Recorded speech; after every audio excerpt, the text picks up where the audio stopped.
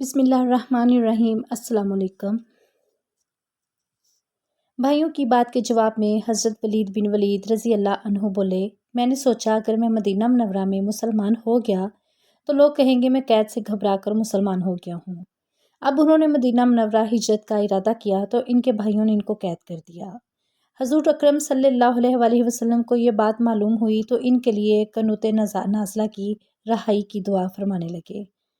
آخر ایک دن ولید بن ولید رضی اللہ عنہ مکہ سے نکل بھاگنے میں کامیاب ہو گئے اور آپ صلی اللہ علیہ وآلہ وسلم کے پاس مدینہ منورہ پہنچ گئے۔ ایسے ہی ایک قیدی حضرت وہب بن عمیر رضی اللہ عنہ جو بعد میں اسلام لائے تھے نے بھی غزوہ بدر میں مسلمانوں سے جنگ کی تھی اور کافروں کی شکست کے بعد قیدی بنا لیے گئے تھے۔ وہب بن عمیر رضی اللہ عنہ کے والد کا نام عمیر تھا۔ ان کے ایک دوست تھے صفوان رضی اللہ عنہ۔ ان دونوں دوستوں کا تعلق مکہ کے قریش سے تھا۔ دونوں اس وقت تک اسلام نہیں لائے تھے اور مسلمانوں کے بدترین دشمن تھے۔ ایک روز یہ دونوں حجر اسود کے پاس بیٹھے تھے۔ دونوں بدر میں قریش کی شکست کے بارے میں باتیں کرنے لگے۔ قتل ہونے والے بڑے بڑے سرداروں کا ذکر کرنے لگے۔ صفوان رضی اللہ عنہ نے کہا، اللہ کی قسم، ان سرداروں کے قتل ہو جانے کے بعد زندگی کا مزہ ہی ختم ہو گیا ہے۔ یہ سن کر عمیر رضی اللہ عنہ نے کہا، تم سچ کہتے ہو، خدا کی قسم اگر مجھ پر ایک شخص کا قرض نہ ہوتا اور مجھے اپنے پیچھے بیوی بچوں کا خیال نہ ہوتا تو میں محمد صلی اللہ علیہ وآلہ وسلم کے پاس پہنچ کر انہیں قتل کر دیتا۔ معاذ اللہ، میرے پاس وہاں پہنچنے کی وجہ بھی موجود ہے۔ میرا اپنا بیٹا وہب ان کی قید میں ہے، وہ بدر کی لڑائی میں شریک تھا۔ یہ سننا تھا کہ صفوان رضی اللہ عنہ نے وعدہ کرتے ہوئے کہا، تمہارا قرض میرے ذمہ ہے اور میں ادا کروں گا، اور تمہارے بیوی بچوں کی ذمہ داری بھی میرے ذمہ ہے۔ جب تک وہ زندہ رہیں گے میں ان کی کفالت کروں گا۔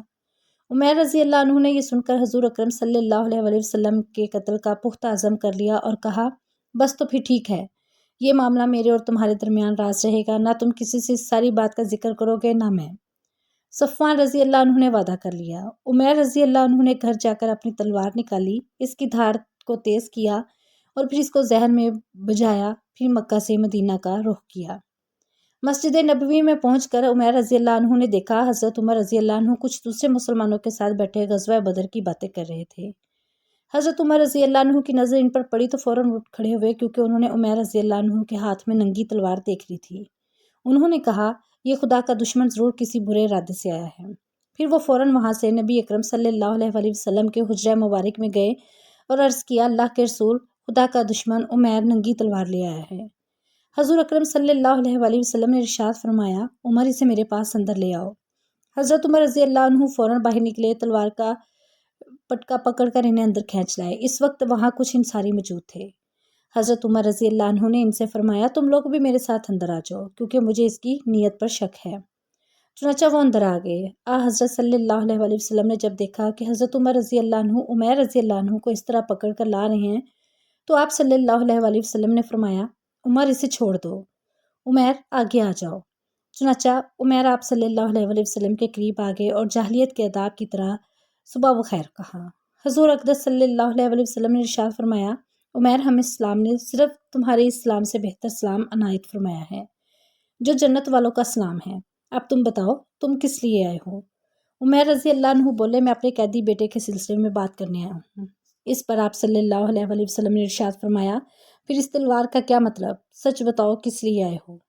عمیر رضی اللہ عنہ بولے، میں واقعی اپنے بیٹے کی رہائی کے سلسلے میں آیا ہوں، چونکہ حضرت عمیر رضی اللہ عنہ کے ارادے سے متعلق اللہ تعالیٰ نے حضور اکرم صلی اللہ علیہ وآلہ وسلم کو بذریعہ وحی پہلے سے بتا دیا تھا، اس لیے آپ صلی اللہ علیہ وآلہ وسلم نے ارشاد فرمایا، نہیں عمیر، یہ بات نہیں، بلکہ بات یہ ہے کہ کچھ دن پہلے تم اور صفوان حجرہ اسود کے پاس بیٹھے تھے اور تم دونوں اپنے مقتولوں کے بارے میں باتیں کر رہے تھے، ان مقتولوں کی جو بدر کی لڑائی میں مارے گئے اور جنہیں ایک گڑھے میں ڈال دیا گیا تھا۔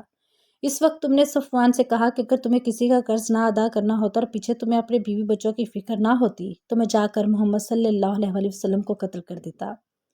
اس پر صفوان نے کہا، اگر تم یہ کام کر ڈالو تو قرض کی ادائیگی وہ کر دے گا اور تمہاری بیوی بچوں کا بھی خیال وہی رکھے گا، ان کی کفالت کرے گا، مگر اللہ تعالیٰ تمہارا ارادہ پورا نہیں ہونے دے گا۔ عمیر رضی اللہ عنہ یہ سن کر ہکا بکا رہ گئے، کیونکہ اس گفتگو کے بارے میں صرف انہیں پتا تھا یا صفوان رضی اللہ عنہ کو۔ چنانچہ اب عمیر رضی اللہ عنہ فوراً بول اٹھے، میں گواہی دیتا ہوں کہ آپ اللہ کے رسول ہیں، اور اللہ کے رسول آپ پر جو آسمان سے خبریں آیا کرتی ہیں، جو وہی نازل ہوتی ہے، ہم اس کو جھٹلایا کرتے تھے۔ جہاں تک اس معاملے کا تعلق اس وقت حجر اسود کے پاس میرے اور صفوان کے سوا کوئی تیسرا شخص موجود نہیں تھا، اور نہ ہی ہماری گفتگو کی کسی کو خبر ہے، کیونکہ ہم نے رازداری کا عہد کیا تھا۔ اس لیے اللہ کی قسم، آپ کو اللہ تعالیٰ کے سوا اور کوئی اس بات کی خبر نہیں دے سکتا۔ بس حمد و ثنا اس ذات باری تعالیٰ کے لیے جس نے اسلام کی طرف میری رہنمائی کی اور ہدایت فرمائی، مجھے اس راستے پر چلنے کی توفیق عطا فرمائی۔ اس کے بعد عمیر رضی اللہ عنہ نے کلمہ پڑھا اور مسلمان ہو گئے۔ تب حضور نبی کریم صلی اللہ علیہ وآلہ وسلم نے صحابہ کرام رضی اللہ عنہم سے فرمایا، اپنے بھائی کو دین کی تعلیم دو اور انہیں قرآن پاک پڑھاؤ اور ان کے قیدی کو رہا کرو۔ صحابہ کرام رضی اللہ عنہم نے فوراً حکم کی تعمیل کی۔